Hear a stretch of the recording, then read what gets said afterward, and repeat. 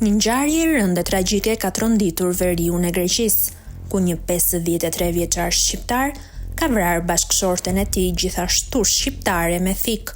Ngjarja ka ndodhur në një banesë në zonën Sindos të Selanikut, një prej qyteteve të njohura të Greqisë.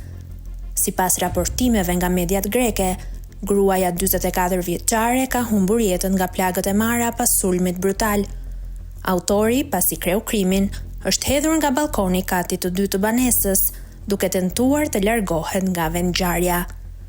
Përgjigjja e shpejtë e autoriteteve ka bërë të mundur dërgimin e tij me urgjencë në spitalin Papa Nikolau të Selanikut. Megjithatë, ai ka ndrruar jetë gjatë transportit për shkak të lëndimeve të rënda që ka marrë nga rënja. Policia e Selanikut ka nisur hetimet për të zbuluar rrethanat dhe shkaqet që çuan në këtë ngjarje të rëndë.